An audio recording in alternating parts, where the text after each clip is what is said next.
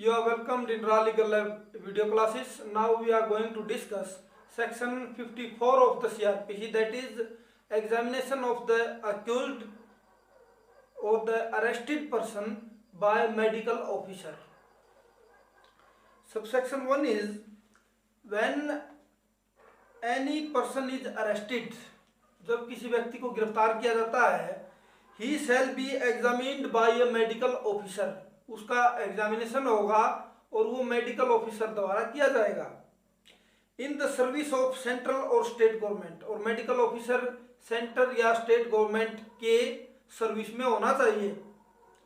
And in case the medical officer is not available by the registered medical practitioner soon after the arrest is made, तब जब भी arrest किया जाता है उसके तुरंत बाद किसी रजिस्टर्ड मेडिकल ऑफिसर द्वारा, या अगर कोई इस तरह का ऑफिसर प्रेजेंट नहीं है, अवेलेबल नहीं है, तो किसी भी रजिस्टर्ड मेडिकल प्रैक्टिशनर द्वारा. एक प्रोविजो क्लॉज है कि जहां अरेस्टेड पर्सन कोई फीमेल है तो उसका एग्जामिनेशन किसी फीमेल मेडिकल ऑफिसर द्वारा या फीमेल मेडिकल ऑफिसर की सुपरविजन में ही किया जाएगा.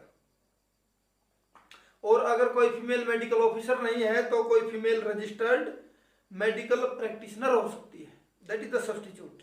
Subsection 2 is the medical officer और a registered medical practitioner so examining the arrested person self prepare the record, कि जो भी ऑफिसर है वो जो एग्जामिनेशन कर रहा है वो एक रिकॉर्ड प्रिपेयर करेगा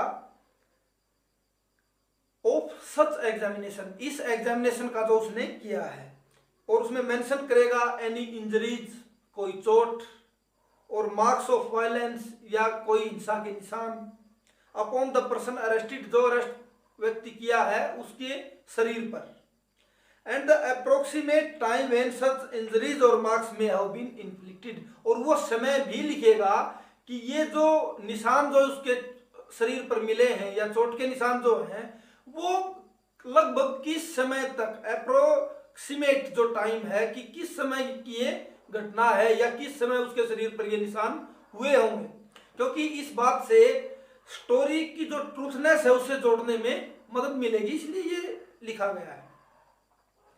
Subsection 3 is where an examination is made under subsection 1, a copy of the report of such examination shall be furnished. Furnish की जाएगी by the medical officer or registered medical practitioner as the case may be to the arrested person, कि जो record जो जांच का है, जो medical practitioner ने या मेडिकल ऑफिसर ने जो उसका जो मेडिकल एग्जामिनेशन किया है उसकी रिकॉर्ड की एक copy to the arrested person और the person nominated by such arrested person, उस अरेस्टेड पर्सन को वो कॉपी दी जाएगी या किसी ऐसे व्यक्ति को ये कॉपी दी जाएगी जो उसके द्वारा नॉमिनेट किया जाता है.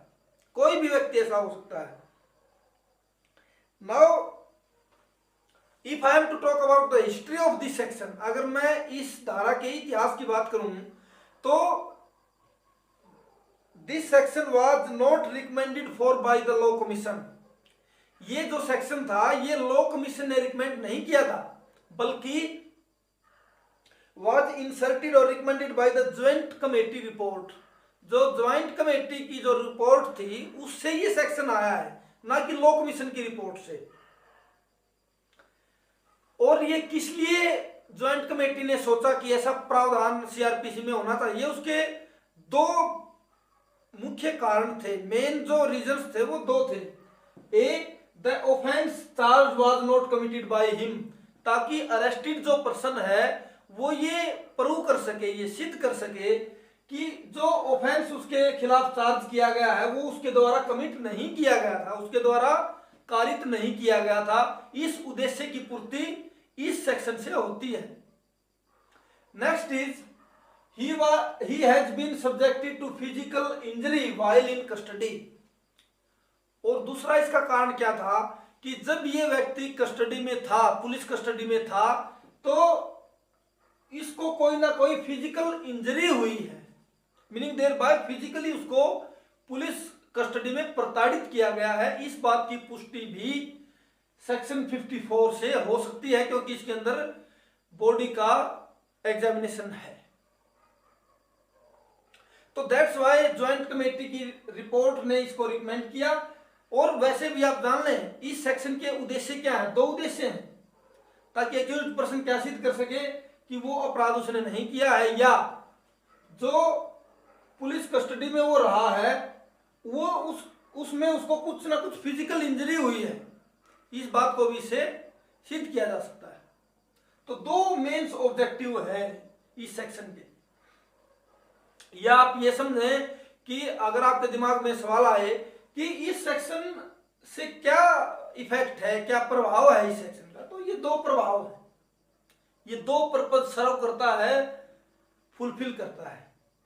Now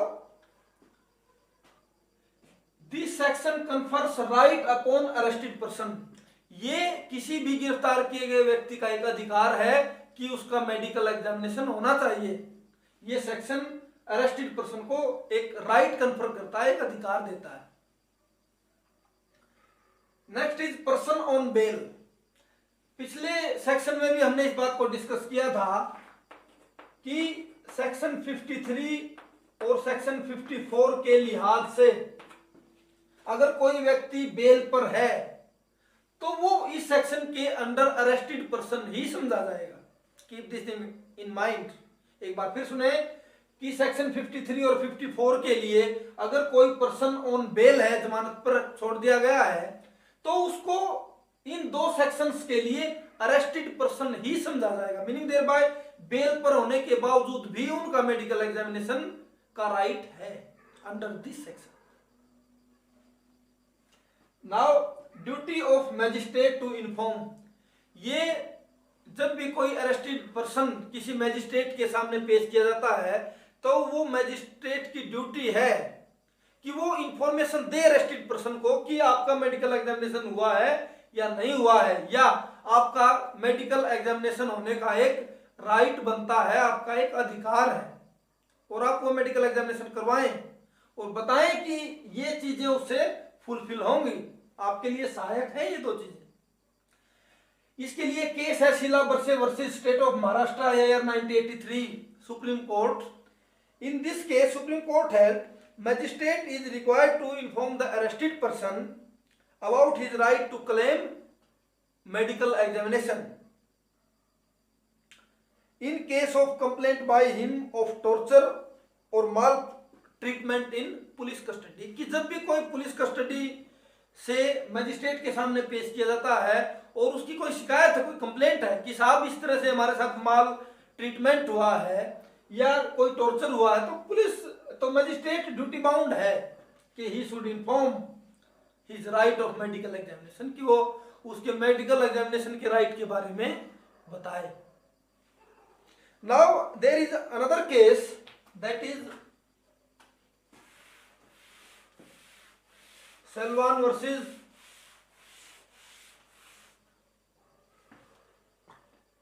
state.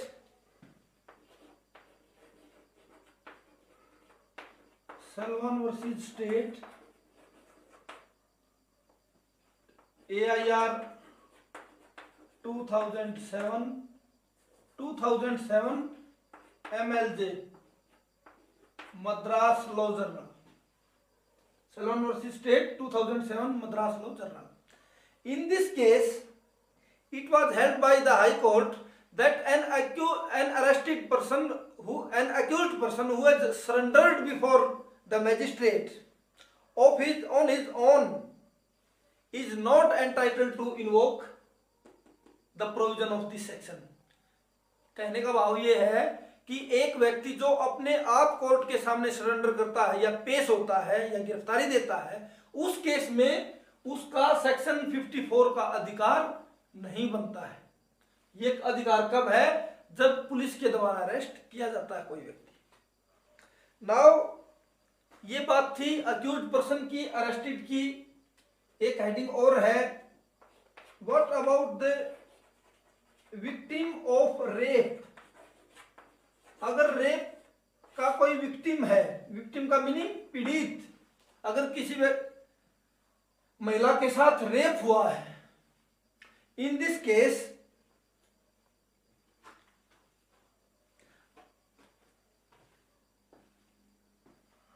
इंपॉर्टेंट थिंग ये है कि रेप विक्टिम का मेडिकल एग्जामिनेशन उसकी कंसेंट के बगैर नहीं हो सकता। एक बार फिर, कि रेप विक्टिम का मेडिकल एग्जामिनेशन उस विक्टिम की सहमति के बगैर नहीं हो सकता। अगर आप रेप विक्टिम का कोई मेडिकल एग्जामिनेशन करना चाहते हैं तो उसके लिए जरूरी है कि आप उससे सहमति लें, और अगर वो विक्टिम मना कर रही है तो उसका मेडिकल एग्जामिनेशन नहीं किया जा सकता। Once more I would like to discuss with you the objective of section 54। मैं एक बार फिर से आपको ये बताना चाहूंगा कि सेक्शन 54 जो है वो एक राइट है किसी भी अक्यूज्ड पर्सन का कि उसका मेडिकल एग्जामिनेशन होना चाहिए, और वो राइट क्या करेगा, जैसा कि हमने बताया, दो चीजें फुलफिल करेगा। इससे पहले जो हमने मेडिकल एग्जामिनेशन की बात की थी वो at the request of police officer था, कि पुलिस ऑफिसर को लगता है, सेक्शन 53 में जो मेडिकल एग्जामिनेशन था वो क्या था कि जहां पुलिस ऑफिसर को लगता है कि अगर इसका मेडिकल एग्जामिनेशन होगा तो बहुत से एविडेंस सामने आ सकते हैं, और 54 में जो मेडिकल एग्जामिनेशन है that is a right created upon the arrested person, कि जहां अरेस्टेड पर्सन का ये राइट है, उसको लगता है कि अगर मेरा मेडिकल एग्जामिनेशन होता है तो मैं इन दो चीजों को फुलफिल कर पाऊंगा। In this way we have discussed section 54 of the CRPC fully. Enjoy the lecture. Thank you.